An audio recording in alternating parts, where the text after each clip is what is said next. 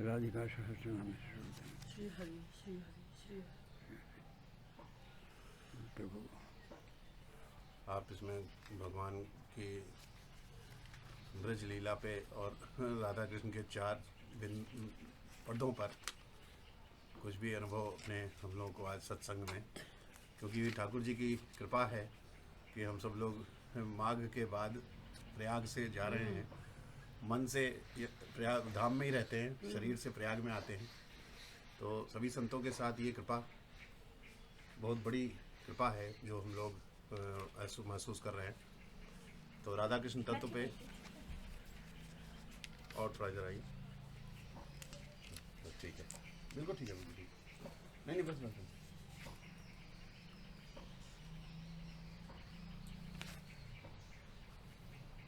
तो थोड़ा और पास, जरा पास आ जाइए, बहुत साफ आएगा। आज का सत्संग हनुमान जी की कृपा से चतुर्वेदी जी से आग्रह है कि आज का 10 मिनट का सत्संग इस कृपा निकुंज कुटिया में हम सबको आशीर्वाद के रूप में प्रदान करें। यहाँ आकर बड़ी प्रसन्नता हुई। वस्तुतः ब्रज यही है, मन में, चित्त में या घर में ब्रज बना लेना, जहाँ की राधा कृष्ण तत्व। और सबसे पहले तो मेरे हाथ में यह राधिका शास्त्र नाम जो है यहाँ मिला। तो राधा तत्व और राधा कृष्ण का युग्म स्वरूप बहुत ही गुह्यतर है। यह बड़ी साधना के बाद और बहुत ऋषियों मुनियों के साथ सत्संग से ही इसके संबंध में कुछ ज्ञान में प्राप्त हो सकता है। आप पुस्तकों से पढ़ें या शास्त्र जो वचन कहते हैं उसके अतिरिक्त जो तत्वज्ञानी हैं और जिन्होंने राधा कृष्ण के मूल तत्व को जिया है और जिनके अपने अंतरात्मा में जिसकी अनुभूति उत्पन्न हुई है, तो ऐसे हम लोग कुछ पुस्तकों का अध्ययन करके, कुछ संत महात्माओं के सत्संग से और कुछ सत्संग से जो प्राप्त हुआ उसमें कभी एकाकी चिंतन करते हैं। तो एकाकी चिंतन से वो बात जो है आती है। आज समसामयिक संदर्भों में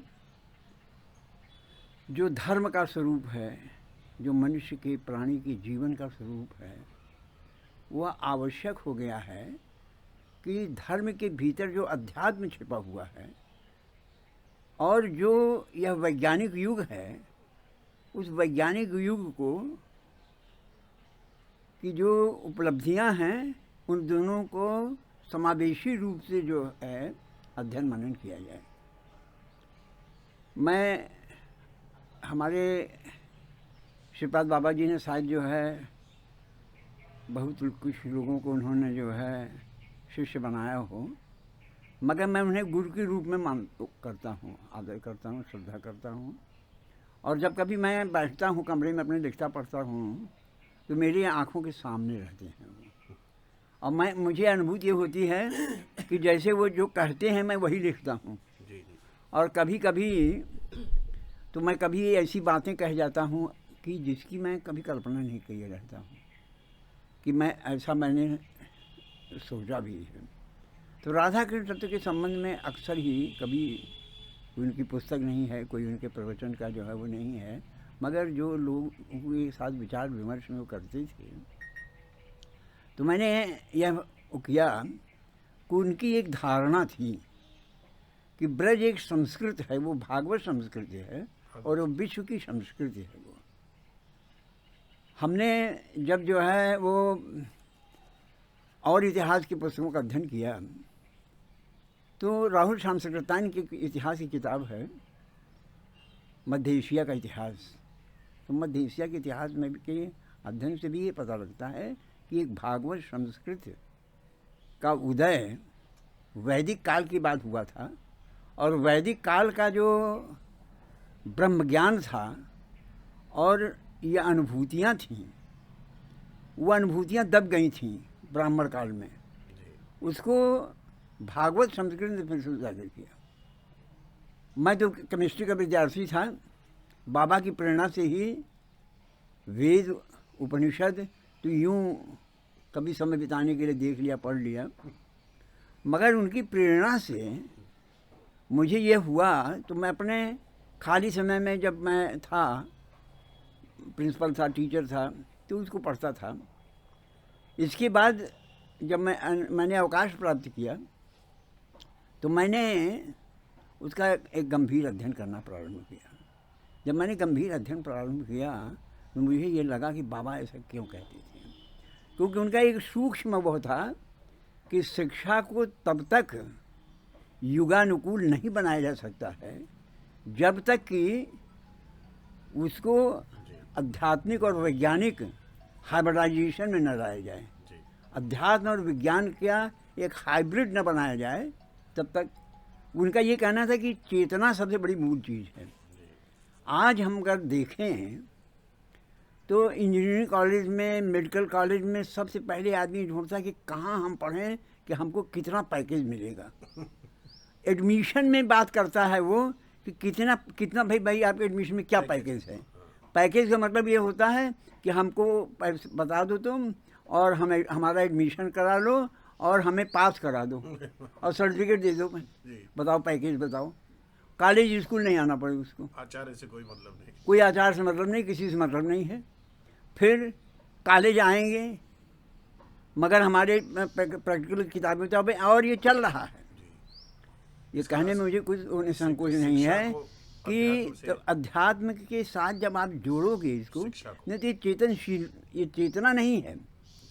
शिक्षा के प्रति जब तक चेतना नहीं है, बाबा अक्सर उन्होंने जो पुस्तिकाएं लिखी उन्होंने ये कहा कि यह मनुष्य का जो हाथ था, इस पशु जीवन से और पशु के उससे, इस हाथ ने जब उन्होंने किसी उसमें स्थिति में ये जो चार पाया था, 4 पाँव वाला था, उसने 2 पाँव ऊपर उठा लिया। अच्छा, हाथ बना लिया इसको। अच्छा, पैर से जब हाथ बना लिया तभी वो मनुष्य बना। मनुष्य की पहली खोज जो है ये 2 हाथ के ऊपर बनाने से हुई, और इसी से चेतना का जो है वो हुआ। दूसरी बात जो है चेतना के संबंध में, वो अग्नि का करते थे कि अग्निमीले पुरोहिताम, ये वैदिक, ये ऋग्वेद का पहला मंत्र है। तो ऋग्वेदकार जो वो था उस समय उसने कहा कि ये जो है पुरोहित यह अग्नि तत्व ही है। जो जिस प्रकार से पुरोहित सारा कर्म करता है और जिसका देह जो होता है, जो देवताओं का देह है, वो सब पहुंचाता है, पुरोहित के माध्यम से ही पहुंचाता है। हम लोग कहते हैं भाई पुरोहित जी बुलाइए, उनको पूजा पाठ करें, और वह जो हक है देवताओं का वो कि अग्नि सबको पहुंचाता है। ऋग्वेद में कहा गया, ऋग्वेद में कहा गया। फिर अग्नि के संबंध में ऋग्वेद में जितनी कुछ ऋचाएँ हैं, तो ये समझ में आता है कि आज से 7,500 वर्ष पहले से कम कोई आंकड़ा नहीं है कि वेदों की रचना हुई है। 7,500 पहले का जो अन्वेषी ऋषि था, उसने कुछ न कुछ तो अन्वेषण किया कि यह जो है एक चेतना का तत्व यह है। उसी तरीके से मैं, अग्नि है, उसमें हवन है, यज्ञ है, बहुत विशाल बात है, मगर मैं उस पर आऊँगा कि उपासना भी एक इसी तरह से जुड़ा हुआ कर्मकांड हमारा है। मगर उपासना भी एक कर्मकांड, ऐसा कर्मकांड है कि जो भी व्यक्ति है, मानव धर्म में भी हम उपासना कर रहे हैं। जितने भी बाकी धर्म हैं उनकी उपासना की अलग अलग पद्धतियाँ हो सकती हैं। कहीं पर जो है हिंदू धर्म के, इस्लाम धर्म के, सिख धर्म के, सबकी अपनी अलग अलग पद्धतियाँ हैं। तो उपासना की अलग पद्धति होती है, मगर उपासना का उद्देश्य एक ही है, साध्य एक ही है, आनंद की प्राप्ति। वो आनंद की प्राप्ति जो है वह एक उद्देश्य है। क्योंकि मैंने कल जो सेमिनार हुआ उसमें राधा कृष्ण तत्व को एक प्रतीक के रूप में चित्रित किया गया कि 4 चरण नृतत जहाँ तहाँ न आनंद का आदि अंत नहीं है। वहाँ जो है आनंद का कोई अंत ही नहीं है, सीमा नहीं, आनंद ही आनंद है। तो ये जो 4 चरण जो है वो राधा कृष्ण के 4 चरण है। और जो मुद्रा है वह जो है उसी मुद्रा में वो रास कर रहे हैं। उसी मुद्रा में जो उनका यह रास है चल रहा है। तो ये जो चेतना है श्री कृष्ण की, यह चेतना प्राणी मात्र में, प्राणी मात्र की आज सृष्टि की जो संरचना हुई उसी में चल रही है। यह नृत्य ही है, ये रास है, ये नृत्य है। और यह जो है जैसे हमने कृष्ण को एक प्रेम का, एक संपूर्ण प्रेम के रूप में हुआ, जो कहा जाता है कि सारी कलाओं से युक्त था व्यक्ति, तो प्रेम की सारी कलाओं को जानने वाला व्यक्ति कृष्ण ही हुआ। विष्णु के अवतार में, विष्णु के अवतार को न भी लें तो परब्रह्म के रूप में वो जो परम पुरुष की कल्पना जो है वेदों में किया गया वो यही कृष्ण है, जिसकी संपूर्णता थी। वह प्रेम की संपूर्णता तब जो है पूर्ण होती है जब जो है वो उसको कहीं आश्रय मिले। वो आश्रय मिलता है माधुर्य में, वो मिलता है वो जो है व्यक्ति के मन में सद्भावनाएं हों, वो मिलता है करुणा में, वो मिलता है ममता में, दया में, सेवा में। यह जो है तो प्रेम जब इनका आश्रय पाता है तो फलित होता है। और यही उपासना यही है कि प्रेम का सौंदर्य, एस्थेटिक सेंस बड़ी भारी बात होती है। हमारा एस्थेटिक सेंस, लोग कहते हैं कि आप जो है सहूर सीखो, संस्कार, हमारा संस्कारहीनता वो एस्थेटिक सेंस का भाव है। संस्कार ही एस्थेटिक बताता है कि क्या सौंदर्य भाव है। सौंदर्य एक काला कलूटा कृष्ण बड़ा सौंदर्यवान था। विश्व का सबसे बड़ा सौंदर्यवान जो है व्यक्ति वही था। अच्छा, अब वह उसके सबको सौंदर्य की अनुभूति होती थी उसे। वह एक ऐसा व्यक्ति था कृष्ण। कृष्ण का एक स्वरूप कर्षण भी है कि सबको आकर्षित करता है। सारे लोगों का आकर्षण, यही मनुष्य ही नहीं, पशु पक्षी आदि सब आकर्षित हो जाते हैं। अच्छा, यह आप कहीं की कल्पना है। ऋषि रमन इसी युग के हैं। और ऋषि रमन के बारे में मशहूर है ये कि जब वो प्रवचन होता था तो बैठ जाते थे एक पेड़ के नीचे, उनके कुछ भक्त आ जाते थे। यहाँ तक कि शेर, चीता, जानवर, पशु पक्षी सब आ जाते थे और वो बोलते नहीं थे कुछ। वो ऐसे करते रहते थे, अपना जो है वो शांत हैं। अब सबकी ग्रहणीयता अलग अलग है, मनुष्य की, विद्वान की, कम पढ़े लिखे की, पशु की, पक्षी की, सबकी अलग अलग है। सबकी अलग अलग ग्रहणशीलता है। मगर उनकी प्रेषणीयता पर आप जानिए कि वो प्रेषण जो करते थे वो सबको आनंदित करता था। सब अपने अलग अलग तरीके से आनंद मग्न होते थे और उठ कर चले जाते थे। कर्षति।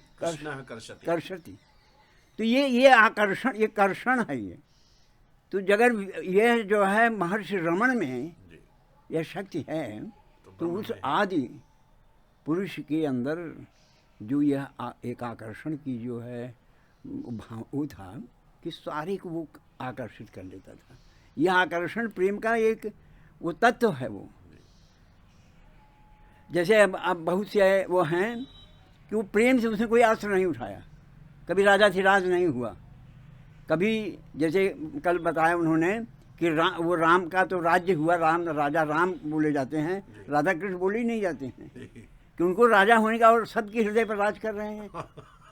सबके हृदय पर राज करने वाला व्यक्ति, पूरे युग में राज करने वाला व्यक्ति। गांधी से लोगों ने पूछा, भाई महाभारत में इतनी बड़ी हिंसा हुई और उस हिंसा की शुरुआत गीता ने किया, आप अहिंसा के पुजारी हो और गीता पर जो है वो सबसे ज़्यादा वो करते हो। ये जो है विनोबा भावे कहते थे गीता के उसके में कि धर्म क्षेत्र कुरुक्षेत्र, तो कहते थे कि धर्म क्षेत्र कुरुक्षेत्र में से आप क्षेत्र निकाल लीजिए, कॉमन ले लीजिए, तो क्षेत्र क्षेत्र धर्म कुरु, क्षेत्र धर्म करूँ, धर्म कुरु। उन्होंने कहा कि अपने अपने क्षेत्र में धर्म करिए, यह अर्थ हुआ उसका बहुत कि सुंदर। अपने जो है क्षेत्र में, वो क्षेत्र को उन्होंने कहा कि भाई वो आप उसको आप कोष्ठक के बाहर निकाल लो और कोष्ठक के अंदर जो है धर्म कुरु हो गया, दोनों हो गया। तो उन्होंने कहा कि यह इसका तात्पर्य यह है कि क्षेत्र क्षेत्र धर्म कुरु, सभी क्षेत्रों में धर्म सभी क्षेत्रों में केवल धर्म करो, यही गीता का उपदेश है। उन्होंने कहा गीता का कोई उपदेश नहीं जय है। श्री राधे, यह जो है गीता का, कृष्ण का जो यह है, तो यह है बड़ा विशद विषय है और बड़े मतलब चिंतन, और उसके अंदर प्रवेश करने से जो है वो मिल सकता है आनंद की अनुभूति, आनंद की जो अनुभूति। और यह आनंद आज अगर आप देखें तो धर्म के उपासना की पद्धति में हमारी अगर उपासना के उसमें आनंद ही है। अब मैं राधा को एक दूसरे रूप में भी देखता हूँ, उसकी मैं कभी कभी अपने कहीं बातचीत में या लेख में हमने जिक्र किया कि आराधना में राधा है, राधा आराधना की मूल तत्व है। यह आ जो है वो कृष्ण है, वो लालायित है, वो मांगता है कि भाई हमें थोड़ा दही दे दो, हमको थोड़ा मक्खन दे दो। वो भिखारी की तरह से जो है वो राधा के से प्रेम के लिए भीख मांगता है और नाना प्रकार की कला करता है। तो वो आ है और राधा ना कहती है, ना कहती है, यही आराधना है। यही आराधना है कि कृष्ण का आ हमारे पास आ जाओ, हमें स्वीकार कर लो। श्रीपाद महाराज जी तो राधा को गुरु मानते थे, गुरु तत्व के रूप में देखते थे कि राधा जो है कृष्ण की गुरु थी, और राधा जो है ये प्रेम की, ये अनुभूति की, आनंद की आराध्य देवी हैं। इस प्रेम और आनंद की आराध्य देवी के का कोई धर्म नहीं है, कोई दर्शन नहीं है। अगर आप देखें तो सारे भारतवर्ष में यहाँ जो है वहाँ बंगाल में एक वैदिक समाज हुआ करता था, एक ब्रात्यों का समाज था। दक्षिण भारत में आलवर संत द्रविड़ जो थे, वो आलवर संत में ओम नमो भगवते वासुदेवाय का मंत्र जो है वो रामानुजाचार्य ने बिल्कुल जनरल किया, पब्लिक को कहा कि सब लोग सुनो इसको और सब लोग कहो, और जो है ये नहीं कि गुरु कान में दे, पहले कान में फूका जाता था।